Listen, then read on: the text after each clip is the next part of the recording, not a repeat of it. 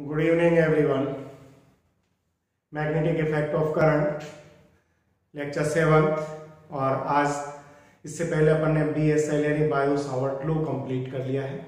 अभी हम पढ़ने वाले हैं ampere circuital law.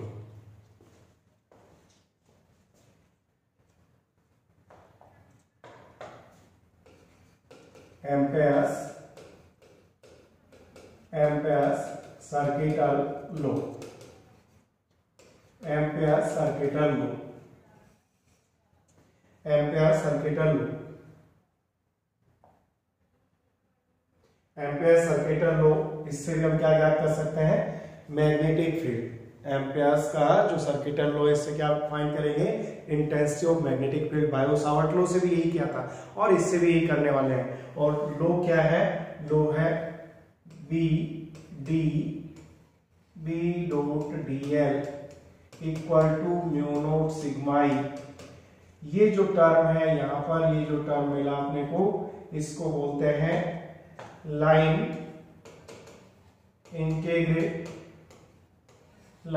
Integration of magnetic field. Line integration of magnetic field for close path.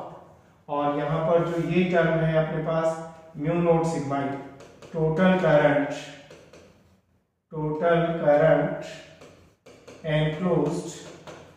enclosed by closed path। आप इसको समझना है। देखो, इट मीन्स हमें 12th वाला बच्चा कहता है कि सर हम इसको नोट कैसे करें, तो नोट भी यही करना है बेटा। नोट कर सकते हो line integration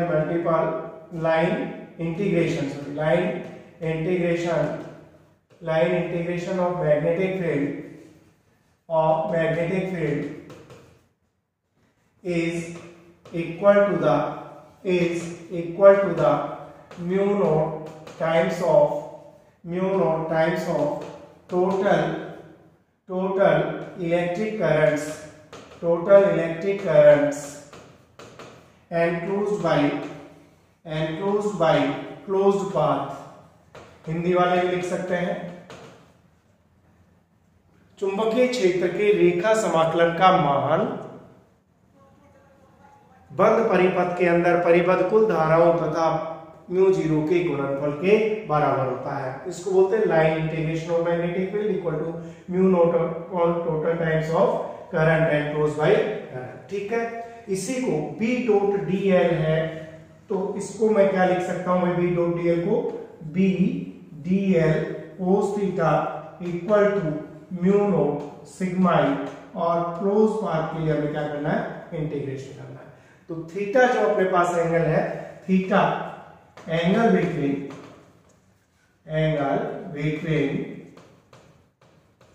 B and dl, ये हमें B और dl के बीच का एंगल है।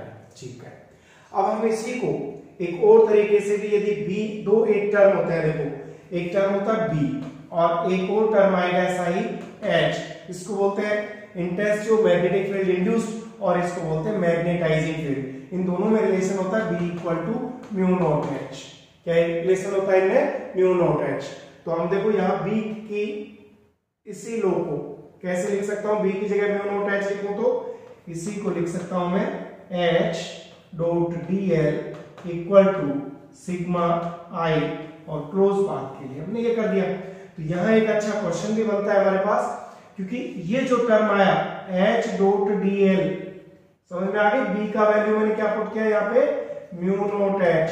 तो ये म्यू नॉट से म्यू नॉट हटा दिया, क्या बच गया? H। और इसको बोलते हैं मैग्नेटोमोटिव फोर्स। मैग्नेटोमोटिव फोर्स एक ऐसे कैसा टर्म मैं आपको ध्यान दिला दूं, यही सेम टर्म अपने को, देखो जब हम टर्मिनल वोल्टेज और पढ़ रहे थे तो दो तरह के टर्म्स, वहां हमने पढ़ा था EMF और अभी हमने पढ़ा है MMF। ये जो था, ये टर्म क्या था बेटा? Electromotive force. ये टर्म क्या है? Magnetomotive force. हिंदी वाले लिखना चाहें तो इसको विद्युत वाहक बल और मैग्नेटोमोटिव बल इसको बोलते हैं चुंबक वाहक बल। लेकिन मैं आपको बताऊं कि ये दोनों ही बल नहीं है, दोनों ही फोर्स नहीं है, कई बार इनके यूनिट की बात कर ली जाती है। तो यहाँ इलेक्ट्रोमोटिव फोर्स ये तो क्या है, potential difference between the electrodes of a cell in open circuit. तो यहाँ पे इसका यूनिट जो है, यहाँ पे यूनिट इसका क्या है, वोल्ट, इसका यूनिट है वोल्ट। और इसका मैग्नेटोमोटिव फोर्स देखो किसके इक्वल है, सिग्मा ई, इसका यूनिट है एम्पेयर। तो ये हमेशा ध्यान रखना कि दोनों ही पढ़ने में मैग्नेटोमोटिव फोर्स, इलेक्ट्रोमोटिव फोर्स दोनों फोर्स कहलाते हैं, लेकिन ये एक्चुअल में क्या है, ये तो पोटेंशियल डिफरेंस है और ये क्या है, एम्पियर। और यहाँ छोटा सा यदि देखो एक अनिशापन कि ईएमएफ किसका साथ रेशो ले लूं, एमएमएफ, तो इनका रेशो का यूनिट क्या रहेगा, तो ईएमएफ वोल्ट अपॉन एम्पियर, समझ गए होंगे। इसका जो यूनिट रहेगा वो किसके इक्वल आएगा, रेजिस्टेंस के इक्वल आएगा, समझ गए। तो ये भी एक बीच में टर्म आ गया था अपने एम्पियर्स लॉ में। अब इसी को मैं थोड़ा आपको एक्सप्लेन भी कर दूं, जो अपन ने इसकी बात चल रही थी अपने बीडीएल की। तो देखो ये क्या है, line integration of magnetic field. तो देखो हमने कोई ये क्लोज पाथ लिया, ये अपने क्लोज पाथ ले लेता हूं मैं यहां से, ये कोई क्लोज पाथ लिया, क्लोज पाथ में भी क्लॉकवाइज या में भी एंटी क्लॉकवाइज, आपकी मर्जी जैसे सपोज कर सकते हो। इसमें हमें देखने हैं करंट्स, और करंट्स ऐसे बहुत सारे हो सकते हैं, हो सकता है ये इस तरह से, इसमें से कोई करंट्स, ये करंट्स हो जो इस तरह से इसमें कुछ एंटर भी हो रहे हैं, कुछ आउटसाइड में भी है, इस तरह से। तो देखो इसमें सपोज ये जो करंट्स की डायरेक्शन मैं इस तरह से ले लेता हूं, suppose I1, I2, I3, this one is I4, इस तरह से I1, I2, I3, this one is I4। कोई और भी करंट हो सकते हैं इस तरह से।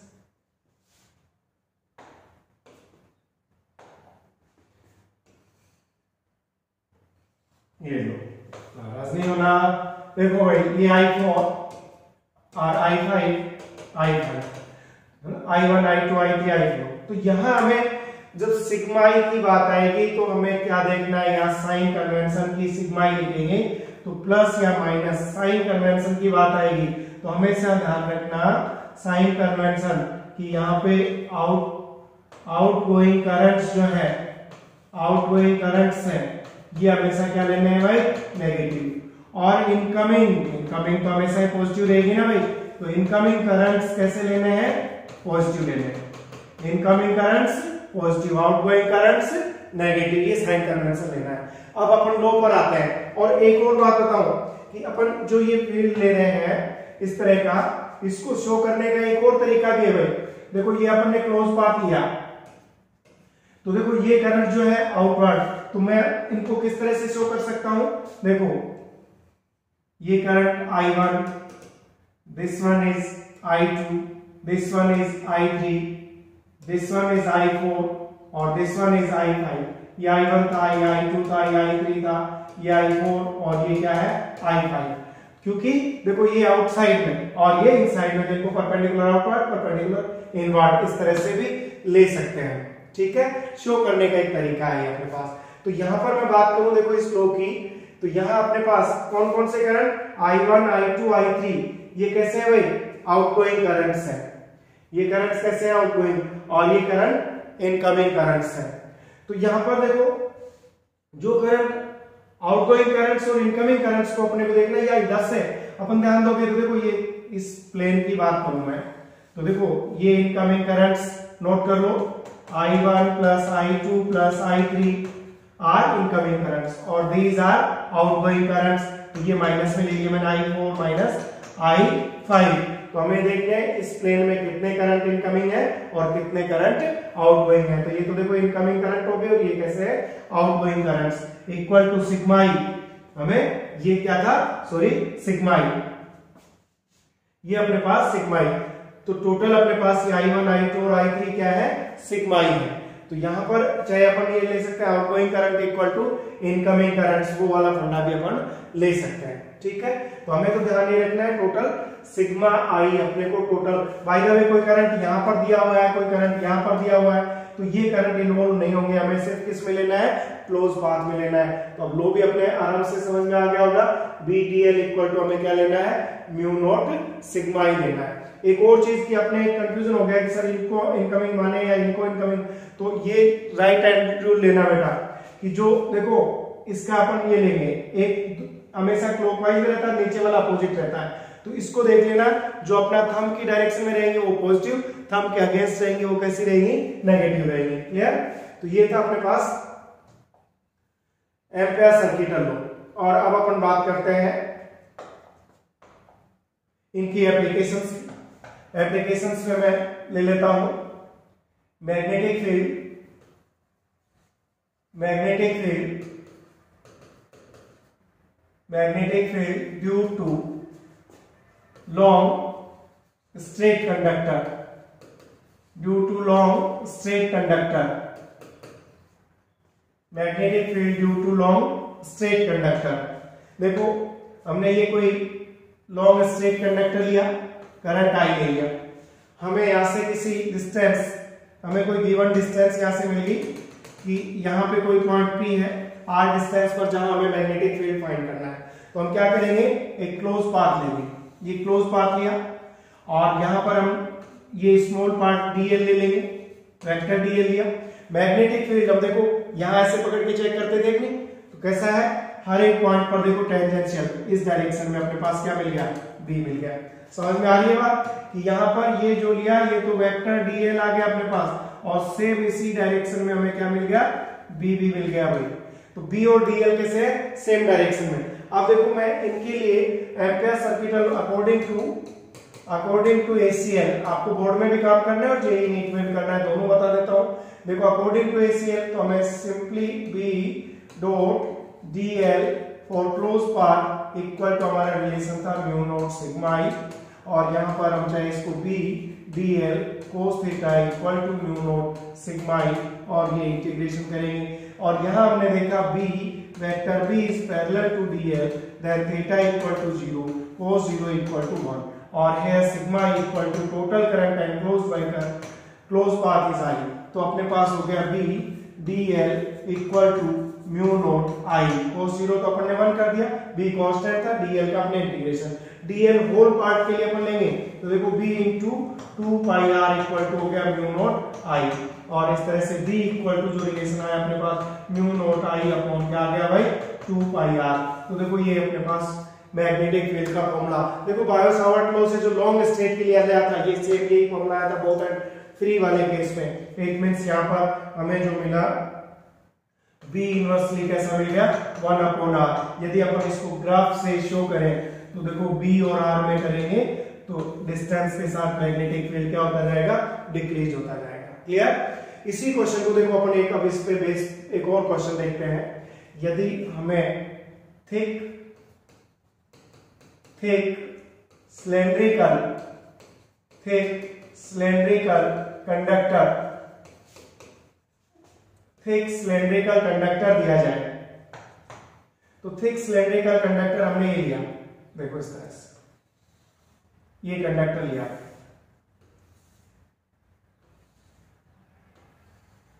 यानी अब हमारे पास इसका जो ये तो एक्सिस हो गया और इसका रेडियस हमने ले लिया a। ठीक है, इसमें जो करंट पास हो रहा है, टोटल करंट कितना पास हो रहा है, इसमें I करंट पास हो रहा है, और ये पार्ट पूरा इसका थिक पार्ट है, ये इसका थिक पार्ट है। अब हमें क्वेश्चन इसमें इस तरह के सिलेंडर में क्वेश्चन पूछेगा तो हमें क्या दिया जाएगा, फर्स्ट अपन ले रहे हैं आउटसाइड का मतलब जो डिस्टेंस लेंगे ग्रेटर देन ए लेनी पड़ेगी, क्योंकि ए तो इसका रेडियस है।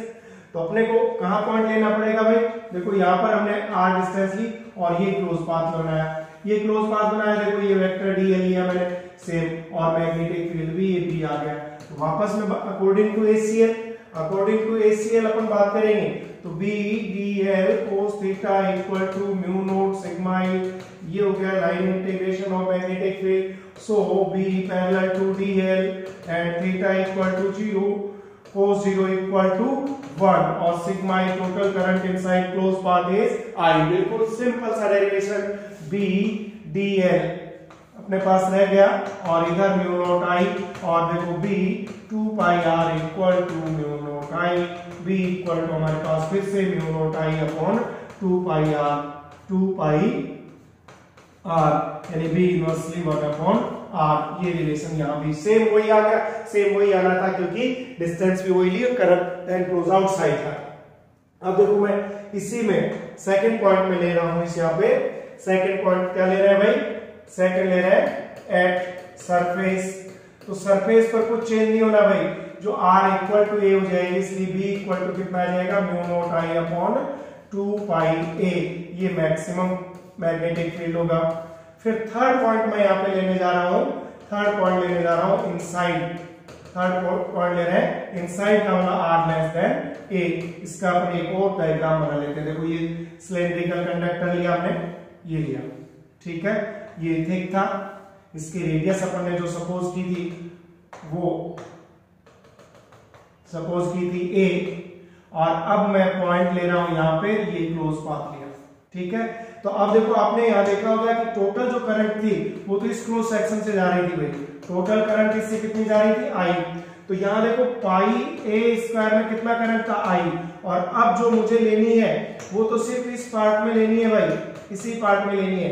तो पर यूनिट एरिया कितनी जाएगी I upon pi A square, I upon pi A square और इनटू इस पार्ट में कितनी जाएगी पाई R स्क्वायर। तो देखो ये पाई से पाई कैंसिल, तो यहाँ सिग्मा ही अपने पास क्या आ गया I R square upon A square. इसमें जो चेंज है वो बेटा यही है, ध्यान रखना कि यहाँ पर जो चेंज है कि देखो टोटल करंट जो I हम लेके चल रहे थे वो इसमें था पाई A स्क्वायर में, per unit area I upon pi A square, इस पार्ट में से कितना जा रहा है, ये जा रहा है। और अब अपन क्या लगा सकते हैं, अब हम ACL लगाएंगे B DL equal to mu not sigma B into 2 pi R और इक्वल टू म्यू नॉट और सिग्मा ये लिख दो I R square upon A square. देखो एक R चला गया और अपने पास जो बचा B equal to mu not I R एक बचा हुआ है अपॉन 2 पाई A स्क्वायर। तो यहां से जो रिलेशन हमें मिला, ये रिलेशन मिला B प्रोपोर्शनल टू R। तो इसके देखो रिजल्ट्स जो मिले हमें, देखो रिजल्ट्स देखना, इसके रिजल्ट्स हमने पहला निकाला आउटसाइड, आउटसाइड का मतलब हमने लिया R ग्रेटर देन A का लिया, तब B इनवर्सली 1 अपॉन R था। एट सरफेस लिया, एट सरफेस, तो सरफेस पर maximum B equal to mu not I upon 2 pi A था। और थर्ड पॉइंट जो हमने लिया इनसाइड लिया, इनसाइड का मतलब R लेस देन A लिया और यहाँ पे लेस देन A का मतलब अपने पास B प्रोपोर्शनल टू R आया।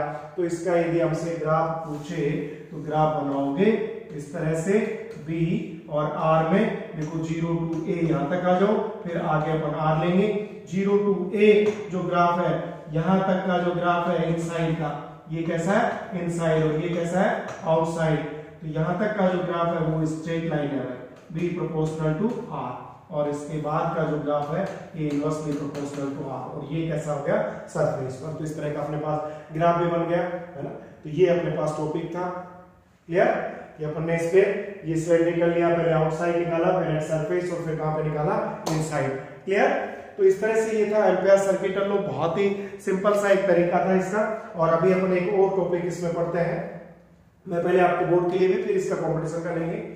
तो अब हम ले रहे हैं solenoid, solenoid.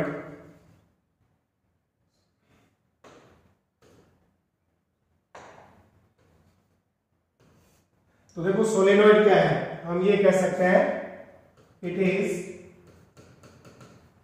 A long coil of n turns in form of helix, in form of helix, long solenoid in form of helix। देखो क्या है ये एक्चुअल में, हमें जो ये coil जो है इसका ध्यान देना, इसको कैसे बनाते हैं,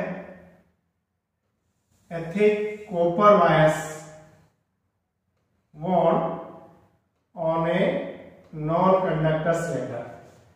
इस पे थिक कॉपर वायर्स लगाया जाता है भाई, यहां कॉपर वायर्स लगा रहा हूं मैं, देखो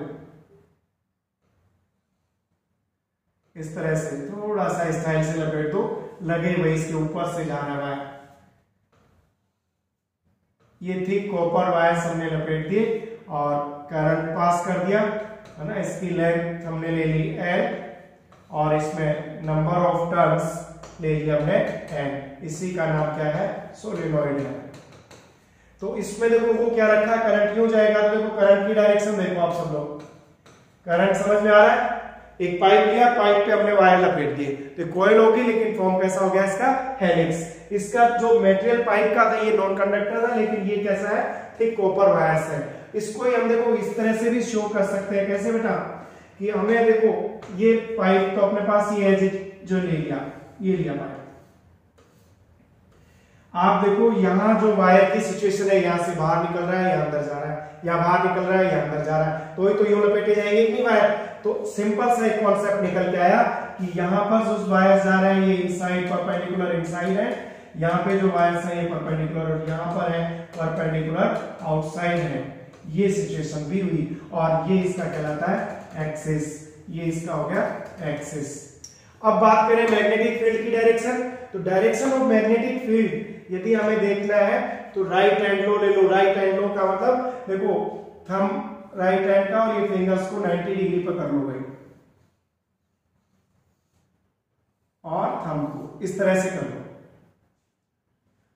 ये हमने थंब कर लिया, थंब थोड़ा सा,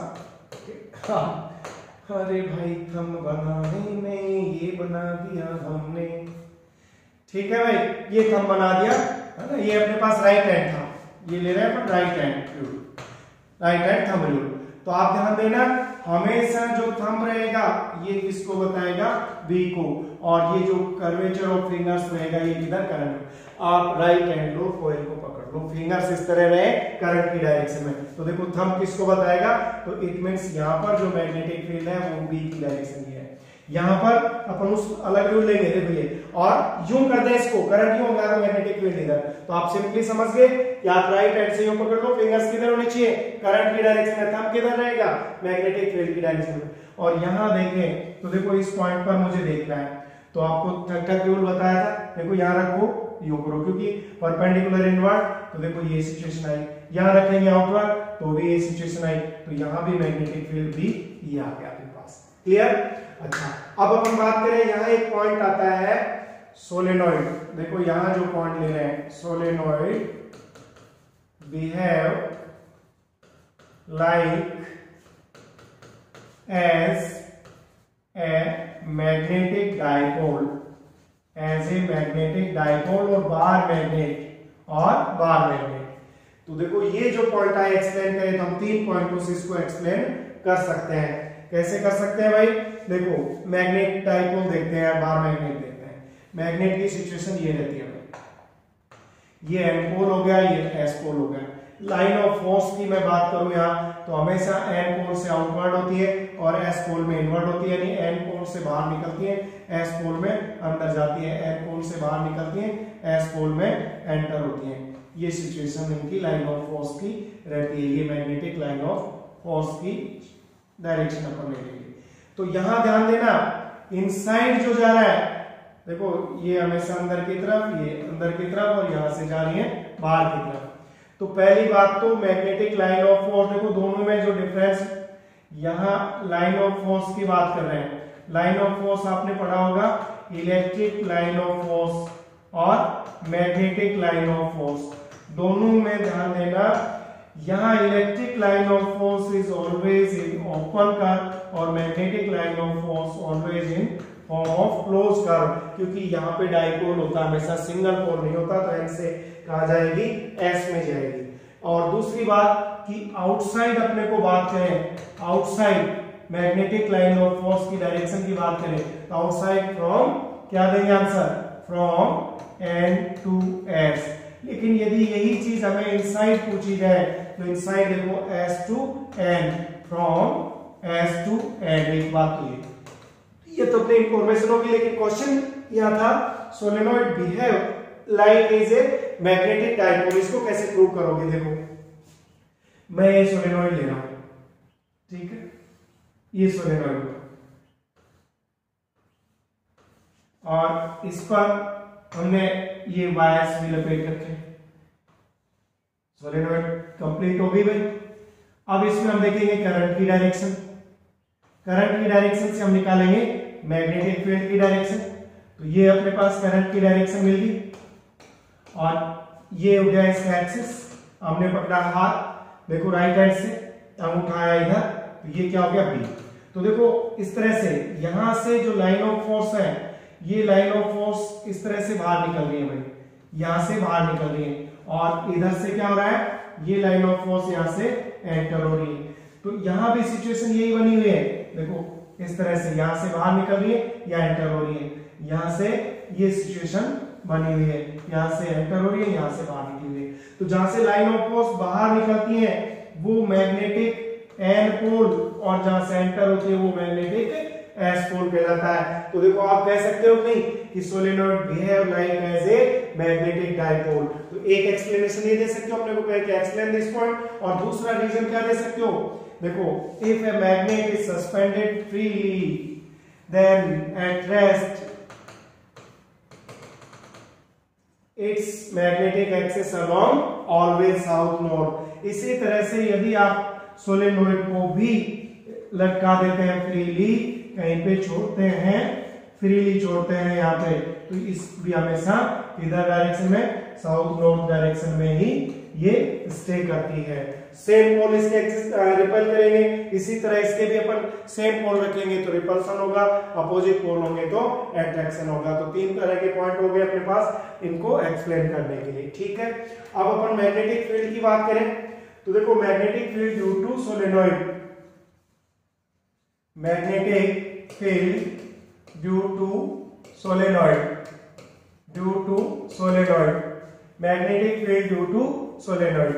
पहले अपन बोर्ड एग्जाम के लिए ले रहे हैं बाय एसीएल, फिर मैं एक ट्रिक भी बताने वाला हूं उसका कंपटीशन के लिए। तो बाय एसीएल में देखो अपन ने सिंपली ये ले लिया और यहां पर हमने अभी देखा था कि यहां जो वायर्स है ये परपेंडिकुलर इनवर्ट है, ये परपेंडिकुलर इनवर्ट ले लिया और यहां से ये वायर्स बाहर निकल रहा है, ये पोजीशन अपन ने ले ली, ये ले ली और ये इसका हो गया एक्सिस।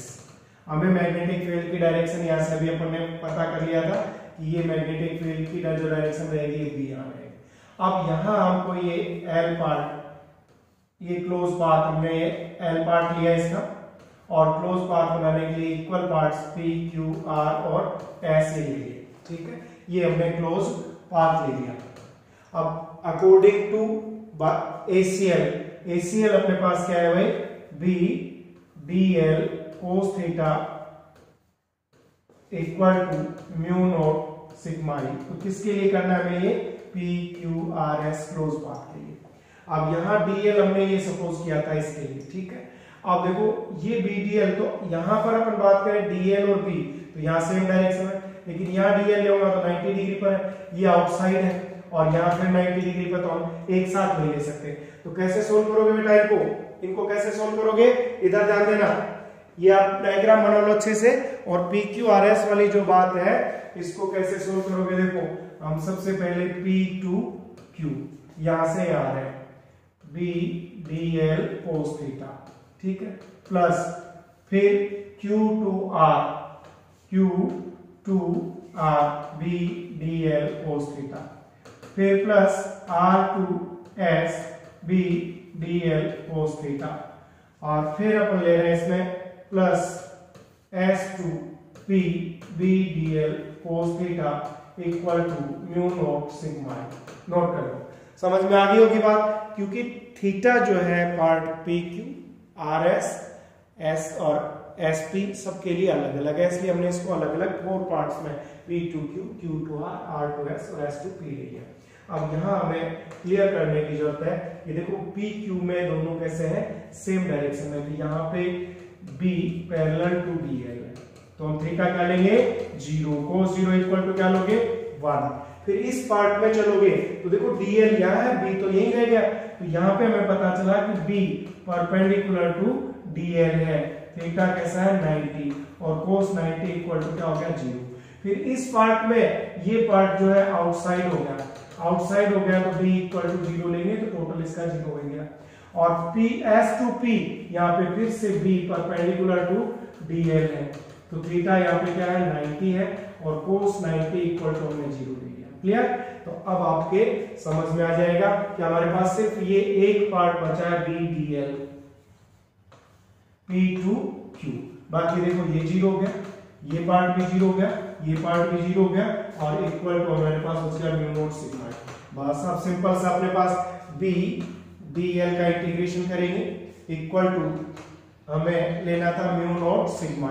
अब यहाँ एक ध्यान देना है कि हमने देखो dl तो अब टोटल पाथ की लेंथ कितनी है, तो ये तो अपन b into L mu naught sigma, तो सिग्मा हम मान लेते हैं इसमें ईच टर्म में कॉइल कितना करंट कितना है I और नंबर ऑफ टर्न्स कितने हैं n, तो म्यू का वैल्यू इसका लिख दो n I और b इक्वल टू अपने पास आ गया म्यू नॉट n अपॉन l into I, it means b equal to mu not n I लिख सकते हैं।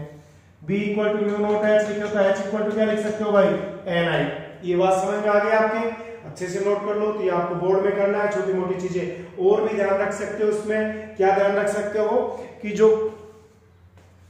सोलेनॉइड है, एक आइडियल सोलेनॉइड की बात करें तो आइडियल सोलेनॉइड का लेंथ ऑफ आइडियल सोलेनॉइड कैसे रहेगी, बहुत ज्यादा, तो हम ये कह सकते हैं thickness of ideal solenoid is negligible compare to its length, और इसीलिए इसके सेंटर पर जो मैग्नेटिक फील्ड रहेगा वो सब जगह यूनिफॉर्म रहेगा, आउटसाइड में कैसा रहेगा 0 रहेगा, इसके आउटसाइड मैग्नेटिक फील्ड अप्रोक्स कैसा रहेगा 0 रहेगा। और number of turns per each unit part of solenoid कैसा रहना चाहिए, सिमिलर, आइडियल सोलेनॉइड है तो इस तरह की चीजें भी ध्यान रख सकते हैं। और आप देखो इसी में एक टर्म और लिया जाता है, क्या टर्म लिया जाता है, टोरॉइड।